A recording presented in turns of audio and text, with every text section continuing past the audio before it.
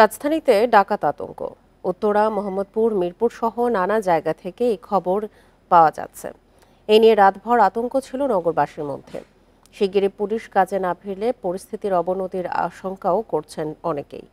প্রিয় নম্বর সেট করে বিকাশে সেন্ড মানি করুন ফ্রি। তবে এখন নিরাপত্তা নিশ্চিতে অনেক পাড়া মহল্লা পাহারা দিচ্ছেন স্থানীয়রা। উত্তরা ও মোহাম্মদপুরের অনেক বাসিন্দা জানান, ডাকাতির খবর দেওয়ার পর ঘটনাস্থলে পৌঁছায় সেনাবাহিনী। এসিবি চত্বরে কয়েকজনকে আটকও করা হয়। পরে তাদের সেনাবাহিনীর হাতে তুলে দেয় স্থানীয়রা।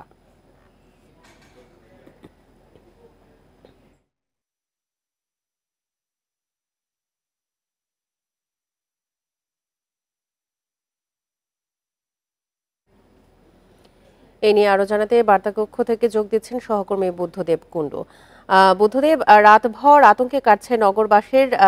উত্তরা, মোহাম্মদপুর, মিরপুর সহ কোন কোন এলাকা থেকে এই ধরনের খবর আসছে? আপনি জানেন, পরিবর্তিত এই পরিস্থিতিতে মোহাম্মদপুর, আদাবর, আগারগাঁ সহ সারা বাংলাদেশের প্রায় 400টি থানা আক্রমণ করা হয়েছে এবং সেখানে কিন্তু আপনি জানেন যে কয়েকদিন ধরেই কোনো পুলিশের কার্যক্রম নেই। এরই কিন্তু সুযোগ নিচ্ছে একটি মহল। বলা হচ্ছে যে প্রায় প্রত্যেকটা এলাকা, যেখানে আপনি জানেন যে কোনো এলাকা থেকে নিজেরাই একটি কমিটি গঠন করা হয়েছে এবং রাতভর সারা রাত জেগে তারা পাহারা দিচ্ছে এবং কোথাও যদি কোনো অপ্রীতিকর ঘটনা বা এখানে যদি কেউ আক্রমণ করে তাহলে কিন্তু তারা নিজেরা প্রতিহত করার চেষ্টা করছে। এবং আরেকটি বিষয় যে সেনাবাহিনীর সহায়তা তারা চাচ্ছে, তারই অংশ হিসেবে গতকাল রাতের কথা যদি বলা হয় তাহলে ইসিবি চত্বরে এরকম কিছু ঘটনা ঘটেছিল এবং তাৎক্ষণিকভাবে কিন্তু সেনাবাহিনীর সদস্যদের তারা ফোন করে নিয়ে আসে এবং তারই আগে তারা কয়েকজনকে আটক রাখে। এছাড়া মোহাম্মদপুরেও কিন্তু আমরা এরকম গণপিটুনির ঘটনা শুনেছি।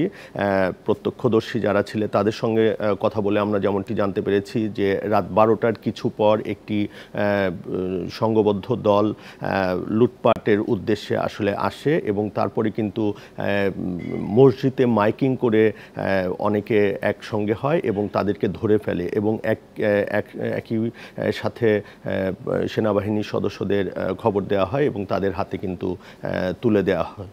এরকম আমরা অন্য জেলাতেও কিন্তু খবর পেয়েছি এবং সেখান থেকেও একইভাবে সারা রাত জেগে পাহারা দেওয়া হচ্ছে এবং যে এলাকাটা একটু অরক্ষিত, অর্থাৎ সেখানে কোনো কমিটি গঠন করা হয়নি বা রাত জেগে পাহারা দেওয়া হয়নি, সেই সুযোগটাই কিন্তু নিচ্ছে।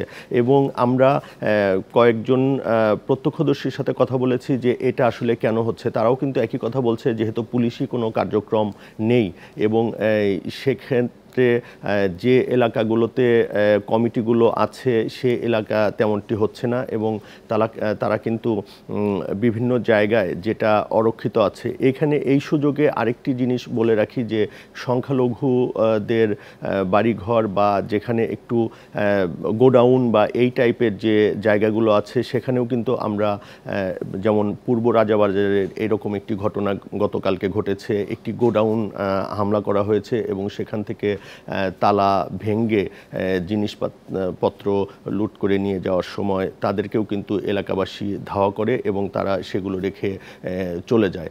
তো একটি বিষয় আমরা যেমনটি দেখছি, গত 2 দিনের তুলনায় গতকালকের কিন্তু ঘটনাগুলো একটু কম হয়েছে এবং গত 2 দিন বা 3 দিন আগে যে ঘটনাটা ছিল প্রায় সব জায়গায় এরকম অবস্থা ছিল, কিন্তু কালকে বিচ্ছিন্ন কয়েকটি ঘটনার খবর আমরা পেয়েছি এবং প্রত্যাশা করছে জনগণ যে পুলিশ যখন কার্যক্রমে নামবে তখন এই ডাকাত বা সিসকে যারা সংঘবদ্ধ দল তারা হয়তোবা এই কার্যক্রম করার সাহস পাবে না।